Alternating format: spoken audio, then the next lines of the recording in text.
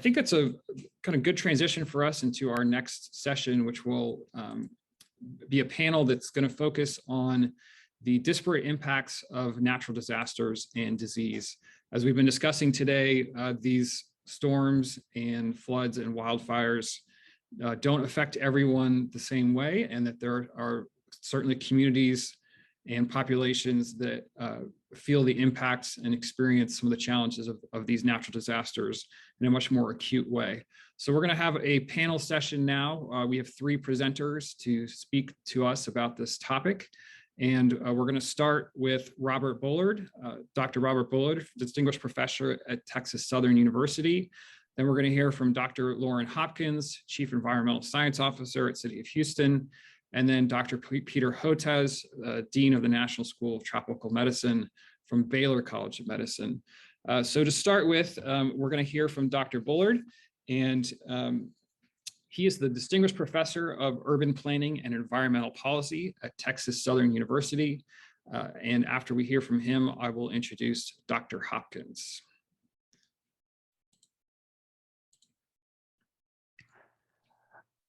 Well, good morning, and thanks for having me at this summit.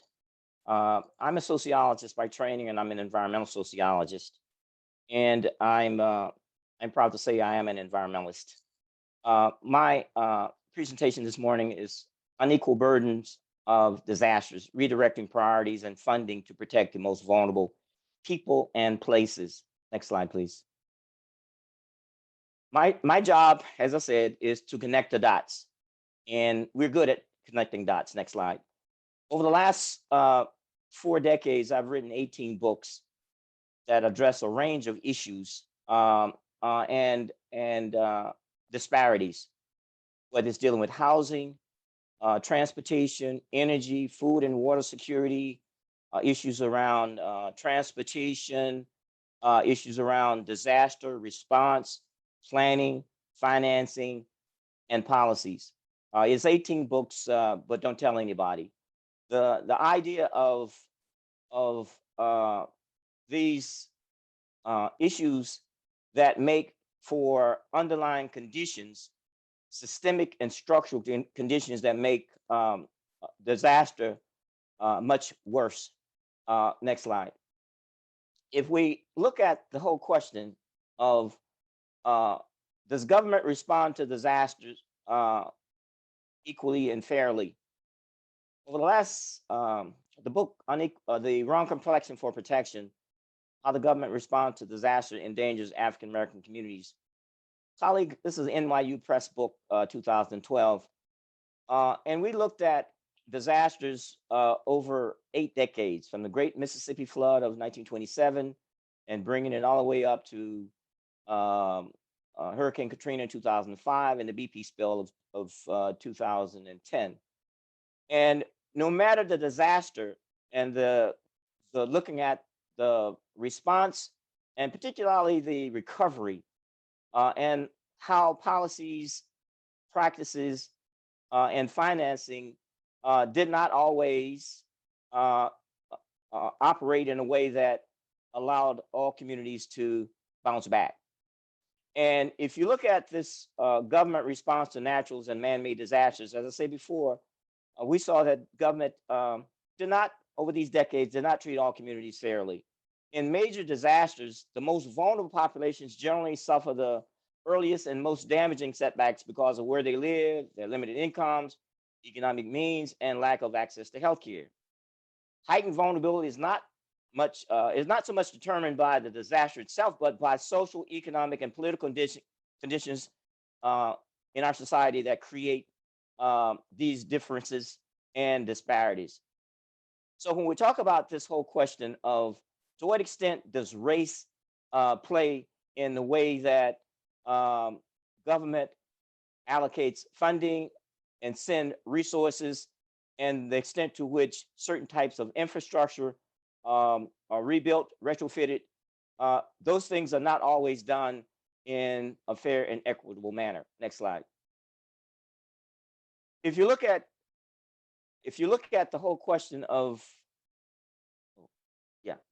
so if we talk about this whole question of how how does structural inequality impact and worsen disasters? In this case, we're talking climate change.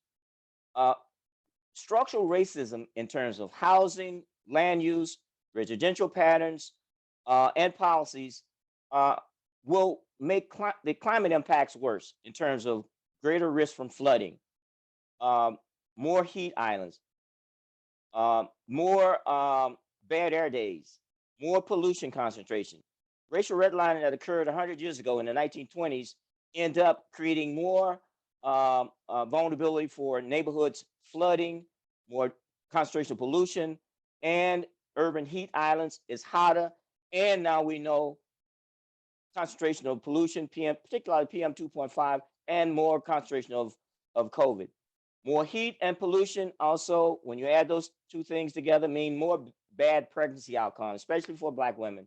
Hotter school days, meaning hotter classrooms. In some cases, climate change will make it too hot to learn in school. Outside, too hot to work because of rising heat. Loss of green space, green cover, land cover, trees, nature, more droughts, wildfires, and smoke, disproportionately impacting pollution in terms of communities of color and poor people. More grid failures, meaning that we'll have more power outages, and people who are less likely to have air conditions, people who are most likely not to have resources to buy generators and buy bottled water, impacted disproportionately. And in terms of rising energy insecurity and energy poverty. And so when we talk about planning for disasters, in the Gulf Coast, we used to plan for disasters June through November, hurricane season. But now with Winter Storm Uri hitting us in February, we have to plan for disasters year round. Thank you. Next slide, please. If we talk about climate change, will hit the most vulnerable people hardest. This is a 2021 study just last month that FEMA came out with and showed that climate change impact fall heavily, disproportionately on people of color communities, was least able to prepare for, recover from heat waves, poor air quality, flooding, and other impacts. Black Americans are 34% more likely to live in areas with the highest projected increases in childhood asthma, and 40% more likely to currently live in areas with the highest projected increases in extreme temperatures related to heat stroke and death. Heat is the #1 climate weather related killer. Latinos, 43% more likely to live in communities that would lose work hours due to intense heat, too hot to work outside, and 50% more likely to live in areas with the highest estimated increases in traffic delays due to coastal flooding. So we're talking about health impacts, economic impacts. Native Americans and Alaska Natives are 48% more likely to live in areas that will be inundated by flooding. Next slide. So when we talk about disaster funding, who gets the money? And does money follow need? Well, Rice University and University of Pitt studies showed after $10 billion severe weather events and after recovery dollars go in, white communities on average end up $126,000 better off in terms of their wealth, whereas communities of color end up losing on average $29,000. Communities that started off less wealthy, more marginalized, end up further marginalized. Disasters marginalize vulnerable population. FEMA aid is not reaching households and families with the greatest need. That's what FEMA's own report showed. Next slide. Disaster buyouts favor white Americans. For example, the way that the FEMA money flows is money follows money, money follows power, money follows whites. Disaster buyouts inherently benefit white Americans and households with more wealth. Most FEMA buyouts are in neighborhoods, 85%. These are 30,000 buyouts that were done, 30 or 40,000, a lot of buyouts. Show that the neighborhoods are 85% white, when overrepresentation of white, non-Hispanic whites, even though that population makes up only about 62% of the US population. So money following money, money following power, money following whites. Next slide. the current administration is thinking about how do you reverse some of that in terms of sending money to need. And the Justice 40 initiative by the Biden administration talks about sending 40% of the investments and funding and benefits to disadvantaged communities, communities that had historically left behind because of various structural factors. And so what we need to do is develop and implement cross-sector and interdisciplinary initiatives that can place justice and equity at the center. Money should not just always use this cost-benefit analysis. We know why the money is going to the $800,000 homes on the west side as opposed to the $80,000 homes on the east side. Money is following need, and the cost-benefit analysis is directing monies to that particular demographic in terms of income. Another metric that could be used with cost-benefit analysis is the CDC's Social Vulnerability Index, which basically looks at all of those underlying inequalities, vulnerability factors that I talked about, and use that in addition to the more standard cost-benefit analysis format. When you use that, you'll get more money going to need as opposed to that dominant paradigm. Last slide, next slide, please. And so it means that it's not enough just to talk about we need to talk to more people. There's a way that you can direct the monies in a way that will follow need, which is not the case right now. If you look at Harvey dollars that came in for recovery, when the money goes to the state and when it gets shipped out to the communities, there's no rhyme or reason as to why is it that Harris County that got the most damage somehow is having to fight for resources. Money is not following need. I think that has to change, and state agencies have to incorporate that vulnerability index and more information in terms of why is it that money is not reaching the communities. And it's not just the local level that's at fault. It's also blockage at the state level. Thank you. Thank you very much, Dr. Bullard. Appreciate your presentation, and we're going to come back to you with some questions during the Q&A section. We're now excited to hear from Dr. Lauren Hopkins. She's the Chief Environmental Science Officer with the City of Houston and also a professor at Rice University. Dr. Hopkins, we'll turn it over to you. Thank you. Okay, so to highlight the intersection between environment, natural disasters, and disease, I thought it'd be useful to provide some specific examples using findings specifically in Houston. Next slide, please. So our research has found, 1, that air pollution increases adverse health effects in Houston, and 2, these same adverse health effects are seen at a greater level in specific populations. 3, that these same specific populations are harder hit by natural disasters.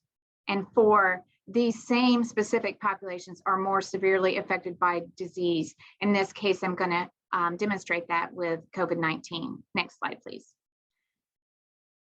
Okay, so regarding linking air pollution and adverse health effects in Houston for everyone, we evaluated 911 ambulance treated asthma attack data and found that there's an increased risk in Houston for asthma attack when we see increases cumulative exposure to ozone and nitrogen dioxide. Next slide, please. And then we also evaluated 911 data for cardiac arrest and found a similar finding, and that is that there's an increased risk in cardiac arrest with increase in PM 2.5 and ozone.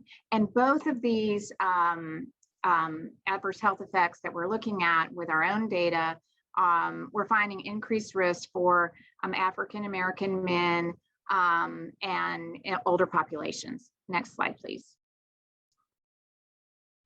Okay, so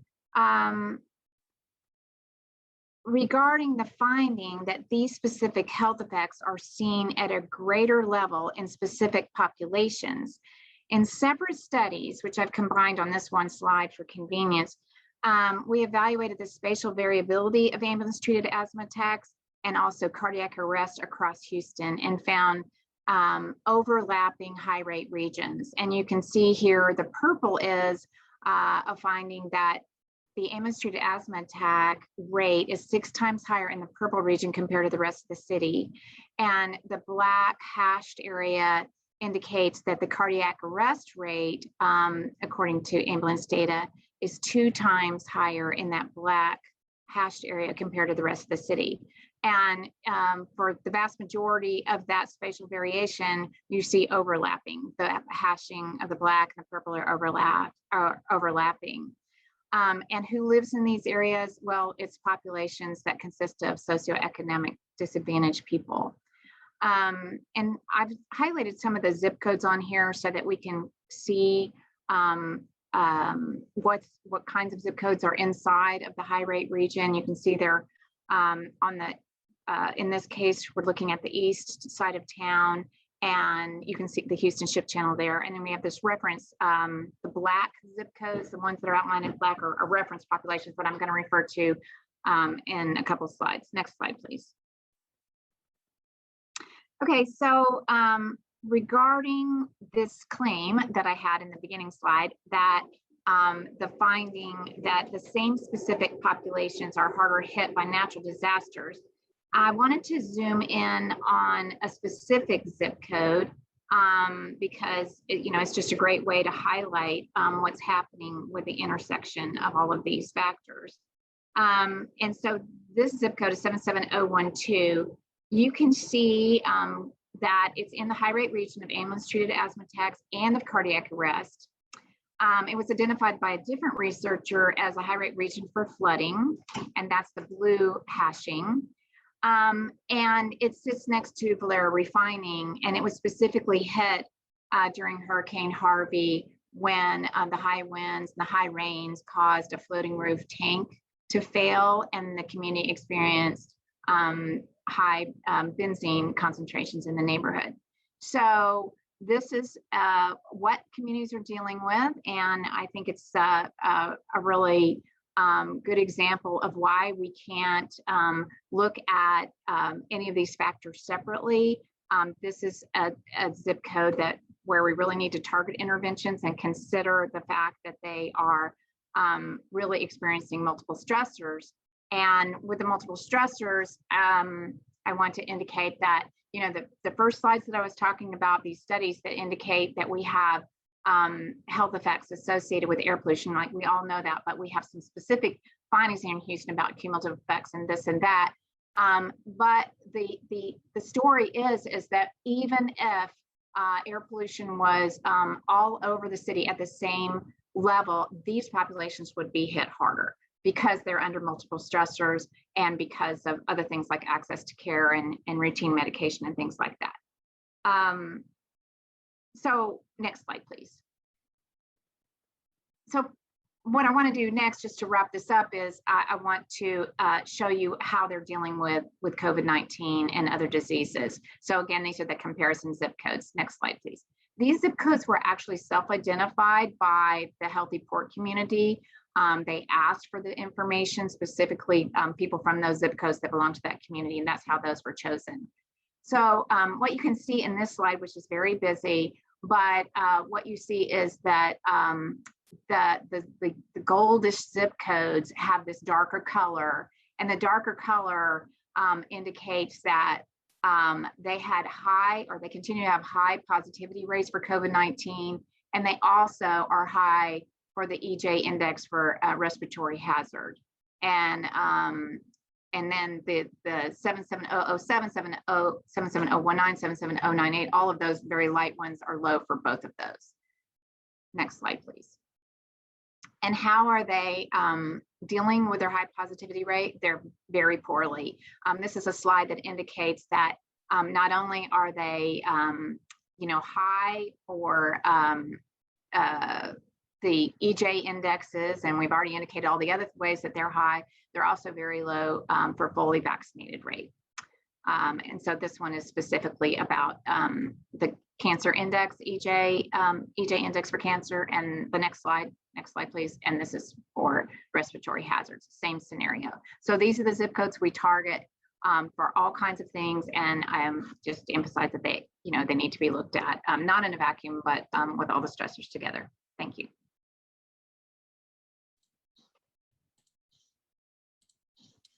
Thank you, Dr. Hopkins.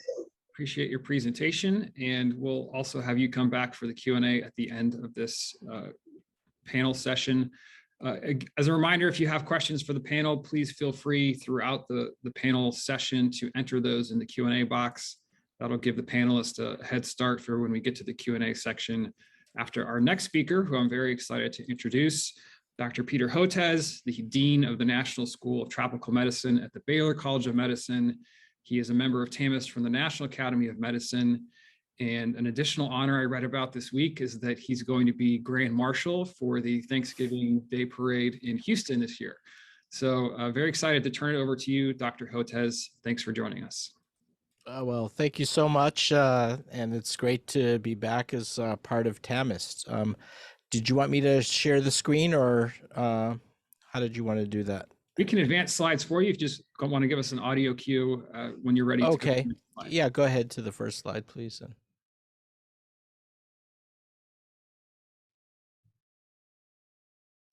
Great. Yeah, so just a word of background. I'm a vaccine scientist based at Texas Children's Hospital and Baylor College of Medicine, where I also head the School of Tropical Medicine. And what we do is develop vaccines for mostly parasitic and tropical infections. And it's co-headed by myself, and Mary Elena Batazzi has been my science partner for the last 20 years. And in addition, I'm an academic and professor at Baylor and dean of the Tropical Medicine School.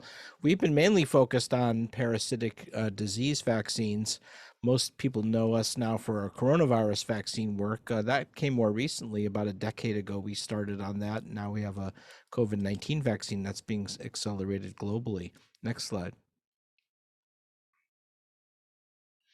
So we call our vaccines, interestingly, anti-poverty vaccines, at least the parasitic disease vaccines, because diseases such as Chagas disease and schistosomiasis and leishmaniasis tend to be chronic and debilitating infections, and therefore these vaccines have the potential not only for improving public health, but actually lifting people out of poverty because of their long-term deleterious effects on child development, worker productivity, and the health of girls and women. And I've been writing about these diseases for a while. This is the third edition of my first book called Forgotten People, Forgotten Diseases. Next slide.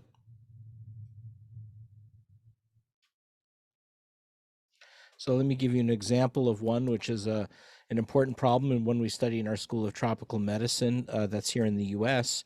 It's known as Chagas disease, otherwise known as American trypanosomiasis. And there's the distribution from a paper by Professor Sarkar at the University of Texas at Austin. And it's a predominant parasitic infection in South Texas, but going up into Southeast Texas, where it's also an important cause of heart disease. And one of the things that we're finding, for instance, is when we looked at individuals who are seropositive, a surprising number had underlying cardiovascular disease from this parasite that causes cardiomyopathy because it stimulates fibrotic disease and inflammation in the heart. One of the problems with these parasitic diseases that are in Texas is they're often underdiagnosed or not diagnosed at all because physicians and healthcare providers are not aware of them, or they think they don't occur in the United States. And they're often seeing individuals who've never left Texas or to go into South America or Central America, so they think it couldn't possibly be Chagas disease. But in fact, wherever we have looked for these parasitic infections in Texas, surprisingly, we find them. And so one of the reasons that we brought our tropical medicine school here to Houston was because we think there is a hidden burden of these diseases, that it's more or less, if you don't look for it, you don't find it. But once we started to look, pretty much everything we look for, we tend to find. Next slide. So, and this brings us to my newest book, and we'll talk more about this, that when we actually look at the 21st century drivers of illness, that they're things that as biomedical scientists, we don't ordinarily get trained to think about. And that's why I'm so appreciative of my two colleagues who presented before me, because they really do emphasize that some of these social determinants together with climate change are some of the most important disease drivers. The problem that I think we face as biomedical scientists is we don't get training in any of these things, right? I mean, if you're getting your medical degree in residency, or if you're getting your PhD and doing postdoctoral training, you're not really learning about urbanization and deforestation and climate change and this rise in anti-science.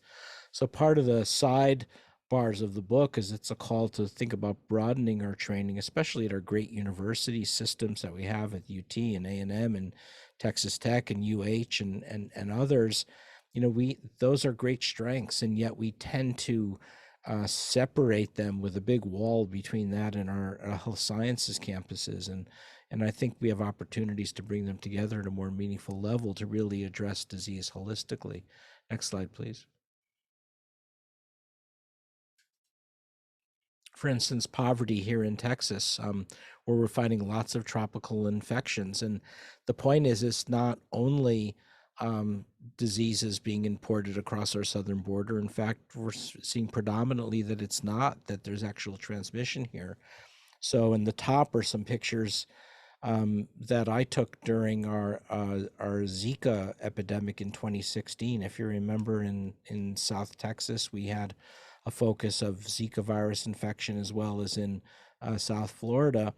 And, you know, when you look at this picture, this was actually, the top one was actually taken a few miles from the medical center here in Houston in our 5th ward, where we could find discarded tires breeding Aedes aegypti mosquitoes, dilapidated housing without windows, without air conditioning, and to no surprise, we have arbovirus infections like dengue, like Zika, and our faculty in the School of Tropical Medicine, like Christy Murray and Sarah Gunter, have been actually finding evidence of arbovirus transmission that's been going out for quite a while. Or down in the bottom are the unincorporated colonias on the border with Mexico, and it doesn't take much to see why these areas would be highly susceptible to transmission of tropical infections. And it very much goes along this combination of climate change and poverty. Poverty is still the dominant driver, and there's the poverty map of Texas on the lower right. Next slide, please. And this is from a paper we wrote in the Public Library of Science to basically highlight some of the major tropical infections that are arising in Texas because of this confluence of poverty and climate change and urbanization. And then in Christie's, Murray's been doing a lot of work on West Nile virus infection, and Shannon Ronca and Sarah Gunter, but also we have leishmaniasis and dengue and murine typhus and Chagas disease. Also, Rogelio Mejia in our group has been looking at a lot of parasitic worm infections like Toxocara infection, even finding hookworm transmission in Alabama. But the problem is it's hidden. It's not in front of your face. You have to spend the time to go into these communities and look for it. And a lot of times individuals are not presenting with obvious telltale signs or symptoms. You have to do diagnostic tests. And this is another barrier that we face. The diagnostic tests are not there as little boxes on your Quest lab slip when you go for blood work. These are specialty tests that have to be done at the Centers for Disease Control or in our School of Tropical Medicine. So access to diagnostic testing, just like access to healthcare, tends to be a barrier. Next slide, please. And now, of course, we've got this other problem of the Delta variant that's hit Texas so hard. And this is yet another factor, the fact that we've got so much defiance against getting vaccinated. So here's our last wave on the right there, which has claimed the lives of between 9,000 and 10,000 Texans since the late spring and summer into the fall, despite the widespread availability of vaccines. So the overwhelming number of those 9,000 to 10,000 Texans who are unvaccinated despite the availability of getting vaccinated. So this is death by defiance of vaccinations. And on the right is our vaccine map of Texas. We're not doing great. We're only about half the states vaccinated. And in fact, it's not homogeneously vaccinated. It's a little better in the urban areas and along the border with Mexico. But as you can see, there are areas in Central Texas, East Texas, where essentially no one's vaccinated. And this is going to be an ongoing problem in susceptibility and how we combat these attitudes that are causing people to not get vaccinated. I don't even call it misinformation anymore, disinformation. I call it death by anti-science aggression coming from external forces. Next slide.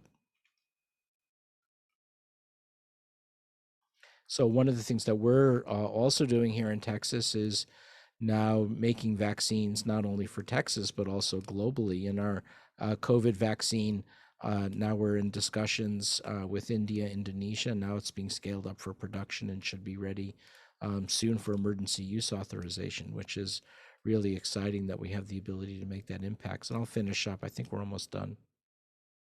Next slide.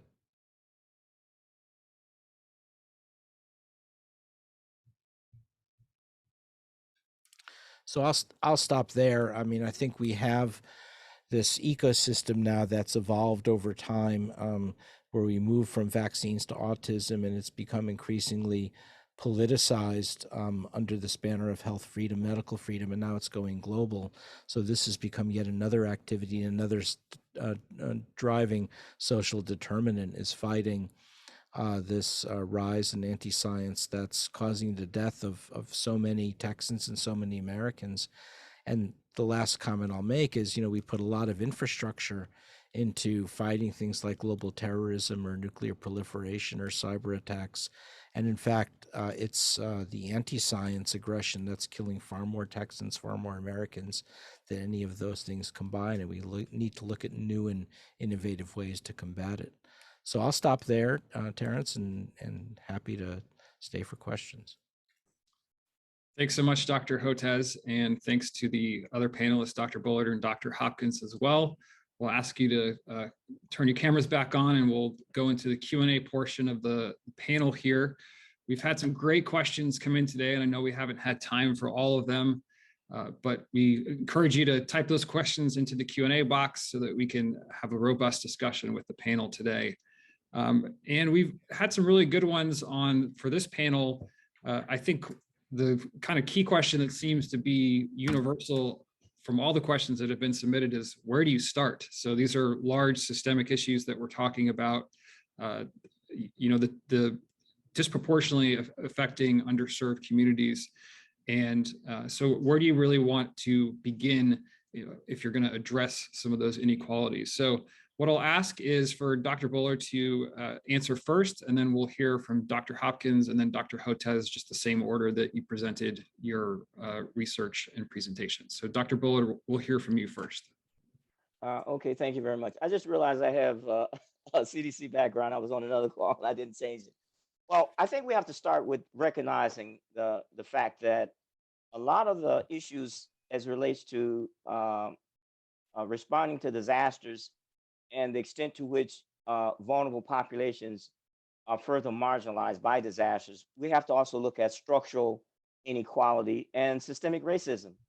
And in many cases, racism that may have occurred decades ago, and how those planning, policy, and financing have set up vulnerability that we see today.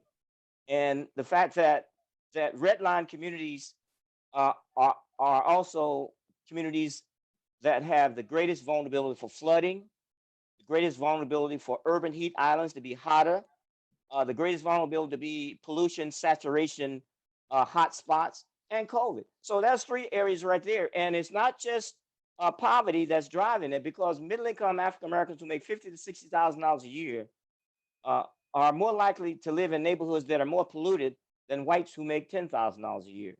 So race is a powerful overlay, and racism is one of those social determinants of health that Dr. Hotez talked about. And so we have to talk about dismantling that system, or those systems that create, reproduce the vulnerability, and start to put finance and policies and planning in place to correct those issues. Okay, I would just follow up with, of course, I agree completely with Dr. Bullard, but just to give some specific examples of things that can change is that, in my role, I do research to support policy. We implement a lot of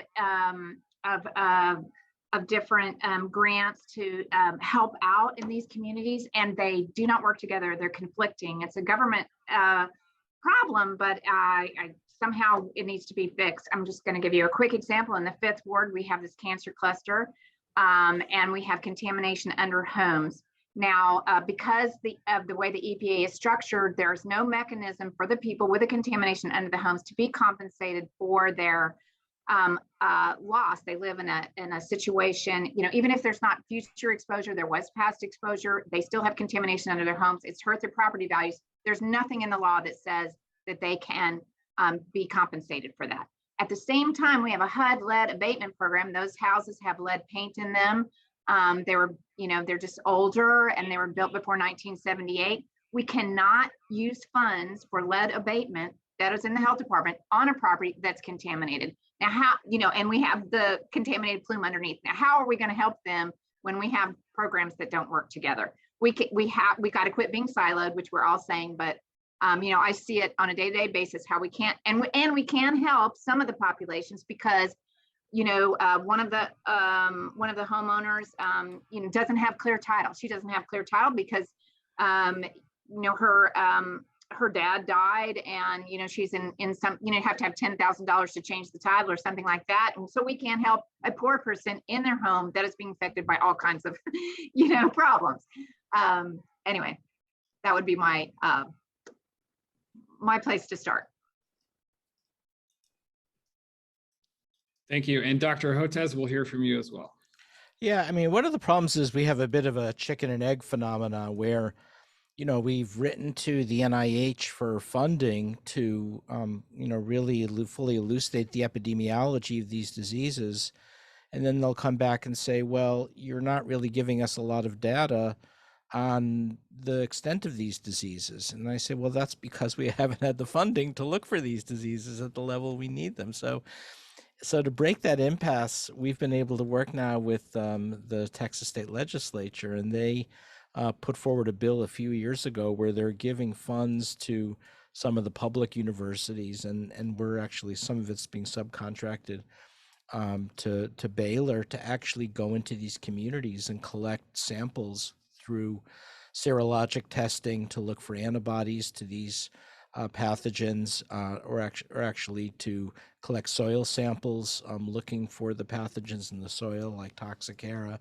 And so slowly a body of evidence is emerging for it. And, to get to Dr. Bullard's point, I can promise you if these illnesses were in River Oaks, we wouldn't tolerate it for 15 minutes, right? But because because it has that very close link with poverty, and it's in poor areas of South Texas or in the 5th Ward of Houston, it's somehow acceptable.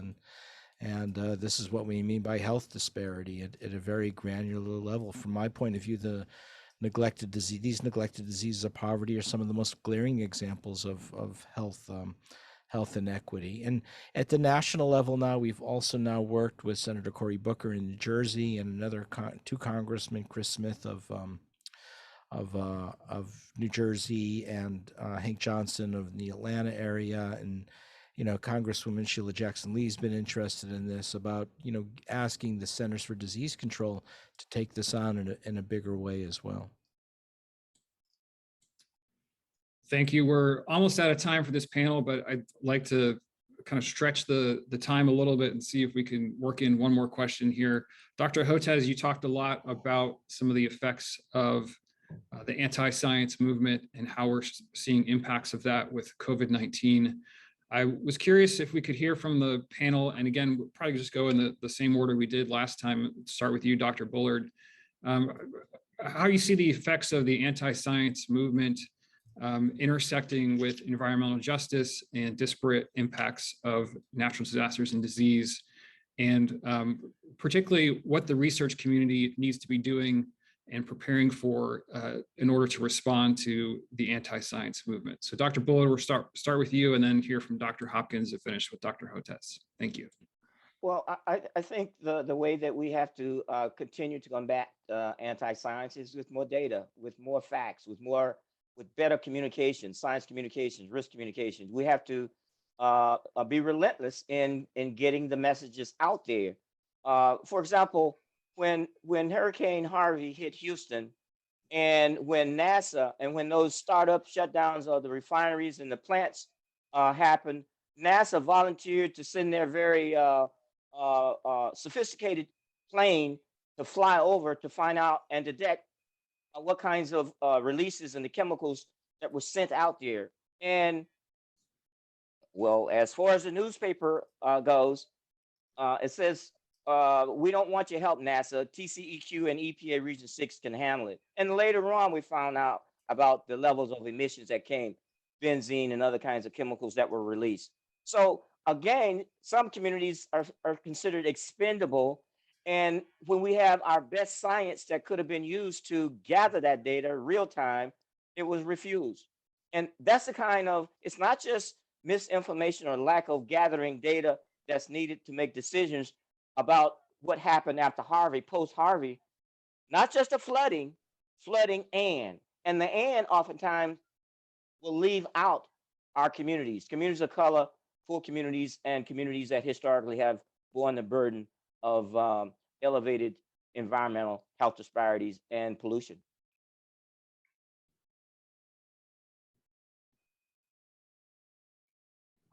Okay, so I believe that that we do need more science, but we also need to communicate it better. And that is the job of the scientists, to actually make things digestible for the populations that are in doubt.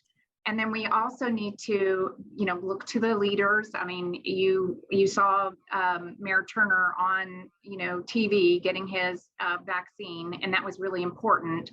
But we need more of that kind of thing. We need the trusted ambassadors of that community to be educated and learn how to communicate well. I think for Houston anyway, I mean, I believe that we're making strides with that, with really understanding. I mean, the messaging has to come, the translation of science has to come from somebody that the community trusts. They've too long, they have been studied. We go back in the Fifth Ward and all kinds of researchers have done assessments in there. They're tired of being studied. So it needs to be, either an ambassador approach or a block cabinet approach where we're actually funding the faith-based organization, the community-based organization to translate. And the translation has to be done with the scientists. What's important, what's, what is real. What we find in the COVID case is that if you tell somebody that there's a breakthrough rate for the vaccination, that's evidence that, to them that, well, why would I get a vaccine? It could just break through. Or they have this idea that the antibody level that they have from the wild antibody is this as protective as the vaccine. We have to communicate that and not, focus on little, side arguments, but try to get the real thrust of it out there. That's what I would say that as researchers we need to do. Thank you, Dr. Hopkins. Dr. Hotez. Yeah, I'd say it's a two-pronged approach, as the other my two colleagues have mentioned. I think communicating better. So, for in terms of vaccine resistance and hesitancy in BIPOC communities, I've been going on KTSU and the Saturday morning show, and then with Pastor DZ Cofield, trying to go on his show, trying to educate groups about the safety and effectiveness of vaccines. That's one approach. I think the other is, and here we're still far behind, is recognizing that the disinformation is not just coming in at random, that there are groups that are specifically targeting BIPOC communities with disinformation, and they're doing a lot of damage. So there's an organization now that's been created, headed by a man named Imran Ahmed, called the Center for Countering Digital Hate. And it's amazing that we have to have something called the Center for Countering Digital Hate. And what that group has done has identified around 12 non-governmental organizations that they call the Disinformation Dozen, responsible for about 2/3 of the disinformation. I would also add that we're getting even a bigger piece from far right-wing extremism, but the Disinformation Dozen is an interesting organization because it includes some that are spreading around a quote documentary. It's really like a pseudo documentary. And the way it starts is it shows people of color getting their Pfizer-BioNTech vaccine, and then it immediately switches to these grainy images of the 50s and 60s from Tuskegee experimentation and tries to equate the two. It's about as exploitative and outrageous as you can imagine, but it's having the intended effect to scare people of color from getting their vaccines. And that's got to stop. I mean, those kinds of organizations have to be deplatformed off of YouTube and other forms of social media. And that, as a country, we've not been willing to do that yet. We've not been willing to go that extra measure. So, you know, we've pointed some fingers at Facebook and things like that, but we've not been willing to go to the sources of, I don't even call it misinformation anymore or disinformation. I call it for what it is, anti-science aggression. And it's a killer, and it's targeting specific groups. And we have to find a way to make it stop. Thank you. We have to conclude there. I wish we had some more time. We could devote a whole summit to this very issue, and want to once again thank our panelists for joining us today, Dr. Bullard, Dr. Hopkins, Dr. Hotez. Thank you for sharing your research knowledge with us, and hope we can see you again in the future.